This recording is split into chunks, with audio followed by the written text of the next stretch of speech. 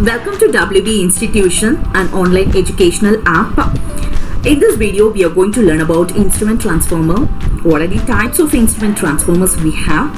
So I just want to start this session with a question. How will you measure a AC current and the voltage of very high magnitude?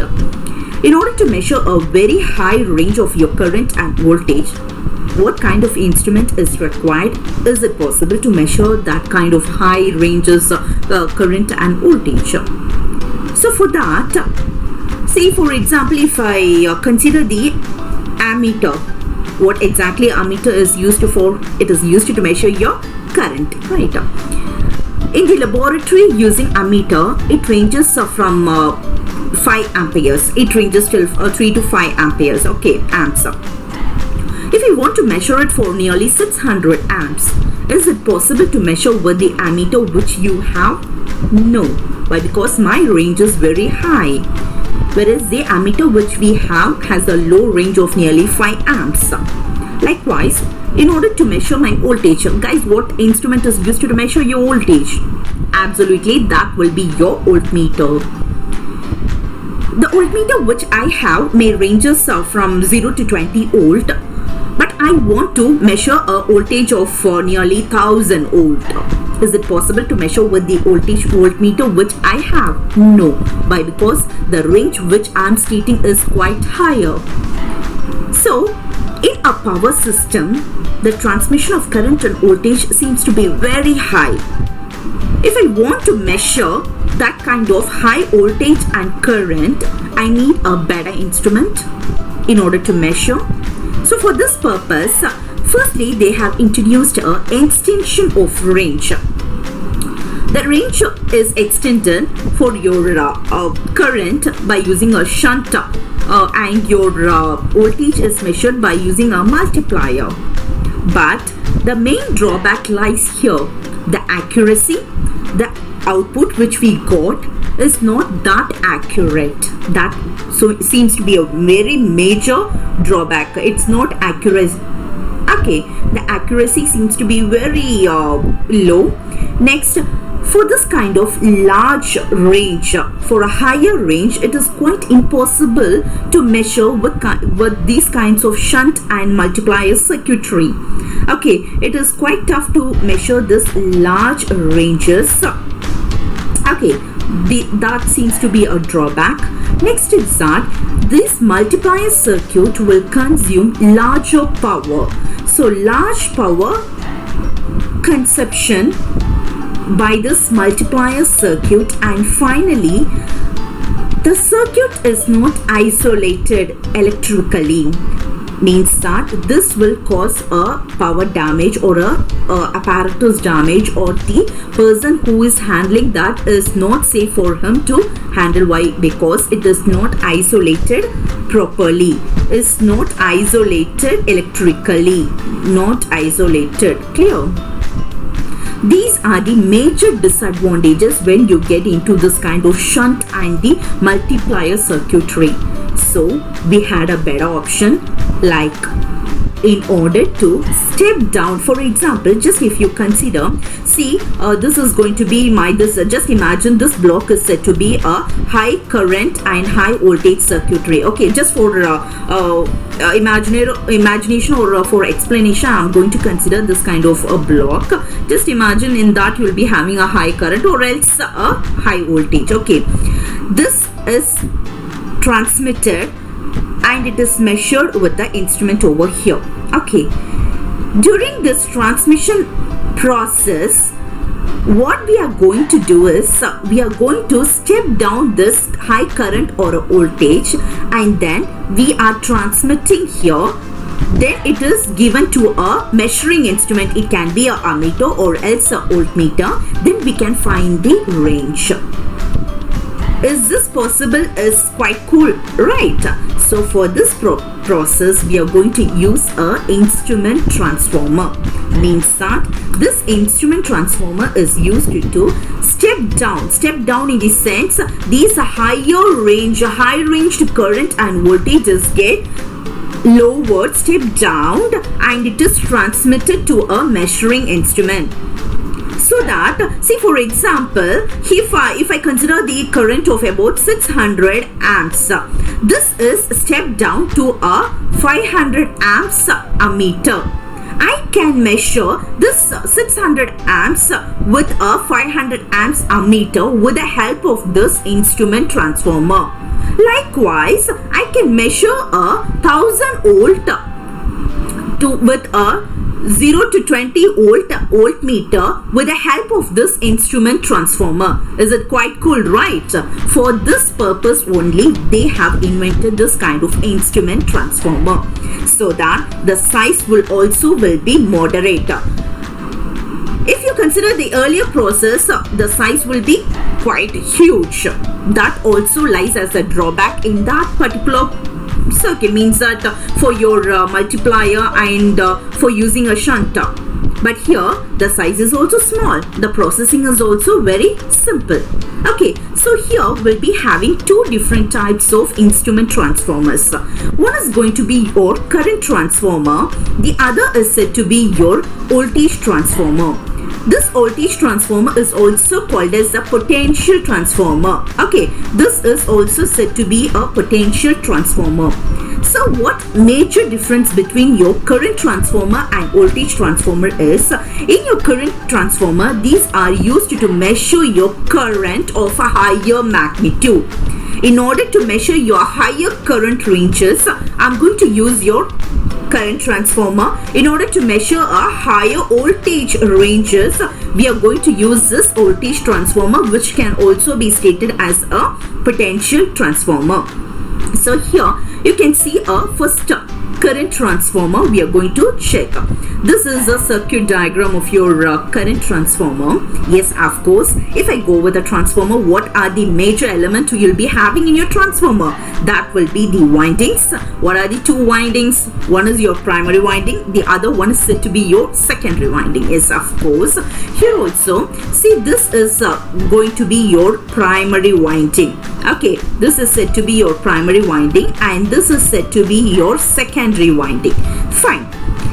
When you compare the number of turns in your primary winding is low when compared to that of a secondary winding. Maximum, it will start from 1 turns to very few turns, very few number of turns. Clear? Because of that, the voltage drop is also low in your primary area. Clear? The number of turns in your primary circuit is very low when you compare with that of a secondary circuit, as well as because of its low turns, the voltage drop is also very low in your primary circuit. When you consider the secondary, it has a large number of turns. You can see here it has a large number of turns. Added to that, the accurate turns are stated with a turns ratio. The accuracy is stated with the help of a turns ratio. What exactly a turns ratio is? The number of primary winding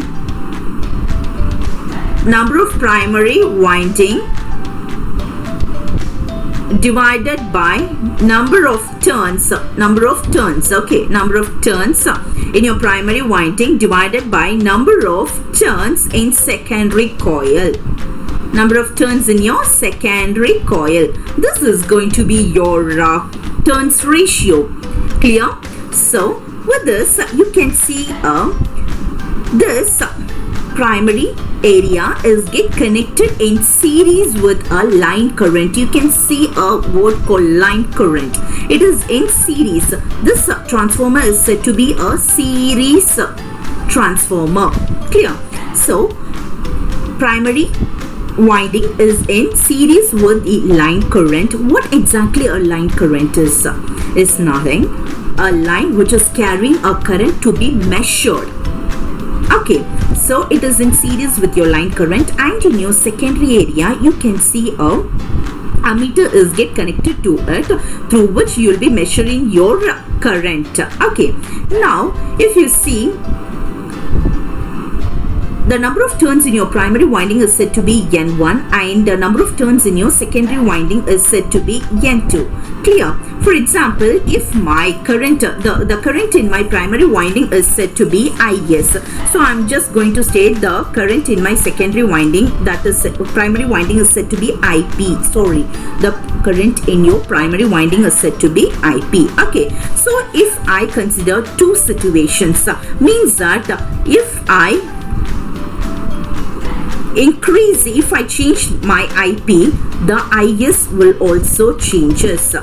Okay, for example, added to that, the main important thing is this IP, that is the current in your primary circuit, is independent of that of a secondary circuit. That is going to be a very important point. Again, I will repeat, the current in your primary circuit is independent with respect to a secondary circuit. Clear? So added to that, the first point, if I increase my current in my primary, there is a change in the current in the secondary. Added to that, if I decrease my current in a primary, my magnetizing current, that is said to be IM, and my loss component, that is IE, okay, will also increase. Sorry, this will increase. If I decrease my primary current, my magnetizing current as well as the loss component will increase. As a result, error is greater. Okay, as a result, the error is greater at the output area, that is while measuring your output. Okay, means that the current, if you're measuring. Added to that, if I increase my IP, that is your primary current, if I increase the IP, then my secondary also increases. Added to that, transformation ratio R is said to be your transformation ratio will reduces. These are the major important 3 points in your current transformer. Clear? So first is said to be when IP changes, IS also will change.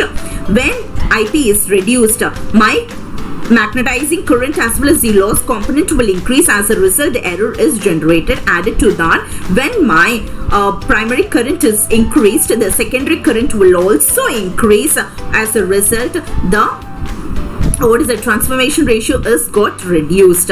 These are the major important concept regarding your primary. If I change my primary current, with respect to that, if I change my secondary current, what are the important things will happen? We'll check that. So next, if I change my IS, that is your secondary area, if I increase the IS, then my volt amp rating will increases. Volt amp rating will increases. As a result, the magnetizing current and my loss component will also increases. This will affect the error, means that the error will also increase. Clear? The error will also increase. These are the 2 important characteristics of your primary current as well as your secondary current. Fine. So added to that, we are going to state see, in this primary area, since it is independent with respect to your secondary area, and magnetomotive force is induced, that is said to be MMF1. This magnetomotive force is F1 is said to be your primary. Okay, so this magnetomotive force is represented with respect to N into I. What is that N? N is a number of turns and I is a current flowing over there. So I can represent this N as N1 since it is a primary, and I as IP since it is primary. Clear? Likewise, here in the secondary area, here also an electromotive force. EMF, electromotive force, is induced. As a result, a flux is generated in the opposite direction. EMF is induced. As a result, flux is generated in the opposite direction. As a result, this magnetomotive force is also produced. Okay, which will resemble the magnetomotive force. So here the magnetomotive force is resembled as MMF2, which is equal to N2 I into S. Since here the magnetomotive force for your primary and the secondary are said to be equalized. So I'm going to write the equation like this. See, MMF1 is equal to MMF2, where I can write this as N1 of IP, N1 into IP, is equal to N2 into IS. So from this I can measure the secondary current. Why we are going to measure the secondary current, ma? By measuring the secondary current only I can obtain the value for your current actually to be measured, right? So secondary current can be measured as N1 divided by N2 into IP. So this will be the final equation in order to measure your secondary current. So these are the major important things regarding your current transformation.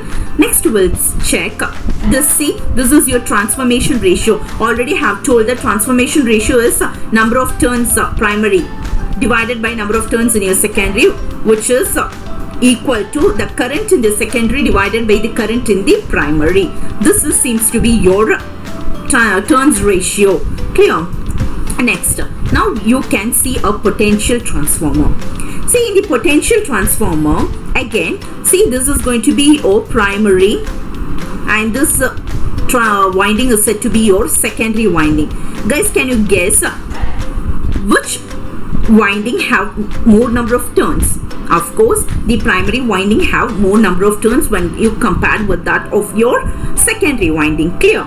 So added to that, here the secondary winding is, yes, absolutely, it does get connected to a voltmeter where you can measure the voltage or a current. For example, see, if this is get connected to a line voltage, where which primary is get connected to a line voltage. You can see that this primary is get connected to a line voltage where the voltage to be measured is being transferred. The line which carries the voltage which is to be measured. Clear? That is what exactly a line voltage is. Added to that, see, for example, the major voltage of nearly 1000 volt is sent to your primary. Here it is get converted to a 0 to 20 volt. Within that range will be obtaining the output so that it can be measured with this voltmeter. Clear? So added to that, see, if you consider this voltmeter, so here the number of turns of your primary is said to be N1 and number of turns in your secondary is said to be N2. Okay, likewise the voltage in your primary is said to be Vp and the voltage in your secondary is said to be Vs. If I write the turns ratio, that is N1 divided by N2 is equal to Vp divided by Vs. Clear? So if I write your Vs is equal to Vp into N2 divided by N1. This is going to be your secondary voltage. Okay, this is going to be your secondary voltage. So these are the major connection. Added to that, the main process, the main important thing in your current transformer as well as in your potential transformer is that, see, in the previous in your current transformer, you can see that secondary circuit is short circuited with the help of an ammeter. Okay, the secondary, this is your secondary part, this is get short circuited with your ammeter. It should not open, whereas in your voltmeter also it is got short circuited with your voltmeter as if like your current transformer. But in your potential transformer it can be open circuited.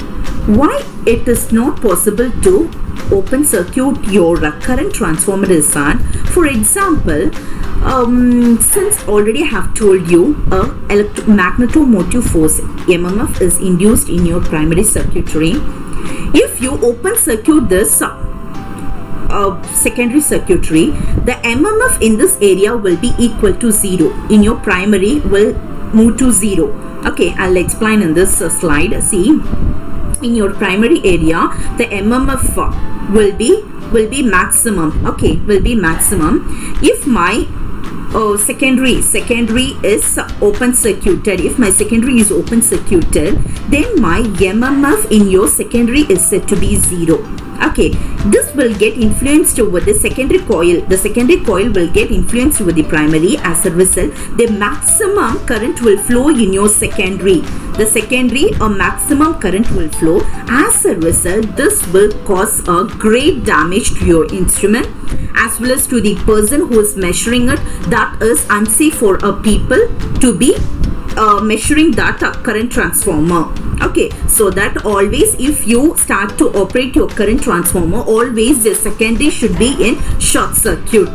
Whereas in your potential transformer, this kind of it's not that necessary, or it's not that compulsion to be in a closed circuit. It can open circuit, it can be in a open circuit also. Okay, added to that, this potential transformer is in parallel connection. Okay, whereas this is also called as a parallel transformer, whereas your current transformer is said to be your series transformer, whereas it is the line current is in series with your primary winding, whereas here this is a parallel transformer. Clear? So now finally you can see important ratios of your instrument transformers. First is called as a transformation ratio. That is very important. Why? Because the major process of this transformer is said to be a transformation property. Okay, this works under a transformation property. So the transformation ratio is said to be R, is represented as capital R is equal to primary current divided by the secondary current for your CT, that is your current transformer, and for your potential transformer, the voltage primary divided by the voltage in the secondary. So here the major is current. In your potential transformer, the major highlight is with your voltage, right? So now nominal ratio. What exactly a nominal ratio is? Means see, in the nameplate of your transformer, see, if you consider this is going to be some transformer, okay, in all the transformer will be having some nameplate. For example, if for people who have not seen, for example, if I'm going to purchase some t-shirt from Mats, means in the collar you will be having their logo like Mats. That is going to be their nameplate. Likewise, in transformer also will be having some nameplates, some details regarding the transformers you will be having. In that there will be there will be and ratio. That ratio is nothing but this nominal ratio. Okay, this nominal ratio is only written on the transformer nameplate.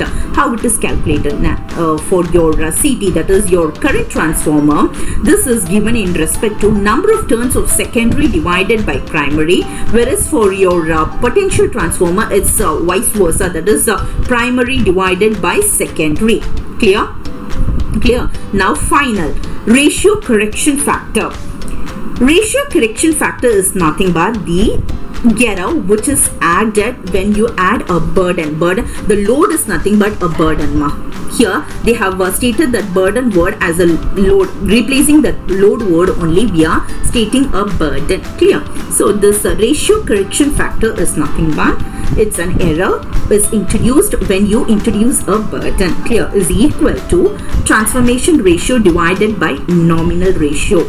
Clear? So that from here we can obtain a transformation ratio value as see, a transformation ratio can be defined from this formula, which is the multiple of nominal ratio into RCF is nothing but your ratio correction factor.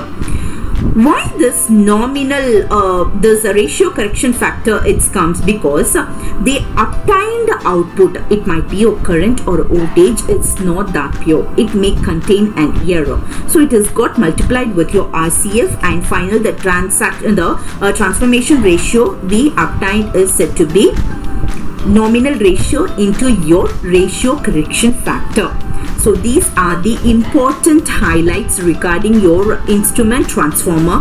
Hope it is very useful for you guys. If you want a further detailed or clarification regarding any topics, please write your questions in the comments. Thank you.